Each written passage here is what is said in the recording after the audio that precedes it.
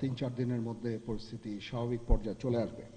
তবে যারা এই সমস্ত অপরাধ করেছে তাদেরকে আমরা ছাড় দিব না। অবশ্যই তাদেরকে তাদের বিরুদ্ধে আইনানুগ ব্যবস্থা গ্রহণ করা হবে। আপনারা দেখতে পাচ্ছেন আমার সাথে 2 নেভি চিফ এবং এয়ার চিফ আছেন, আমরা একসাথে কাজ করছি। কিছুক্ষণ আগে আমার প্রফেসর ইউনুসের সাথেও কথা হয়েছে, ওনার সাথে কথা বলে আমার খুব ভালো লাগলো। আমার কাছে মনে হয়েছে উনি অত্যন্ত আগ্রহী এই কাজটা করার জন্য, এবং আমি নিশ্চিত যে উনি আমাদেরকে একটা সুন্দর গণতান্ত্রিক প্রক্রিয়ায় আমাদের নিয়ে যেতে সক্ষম হবেন এবং আমরা এ থেকে উপকৃত হব। আর আমি দেখলাম যে স্টুডেন্ট এবং ভলেন্টিয়ার্সরা অত্যন্ত চমৎকার কাজ করছে। যেহেতু এখন ট্রাফিক পুলিশ ছিল না, তারা ট্রাফিকিংয়ের কাজ করছে, বিভিন্ন রাস্তা পরিষ্কার করা, যে সমস্ত ভ্যান্ডালাইজেশন হয়েছে যে সমস্ত স্থাপনাগুলোতে ওগুলোকে পরিষ্কার করা।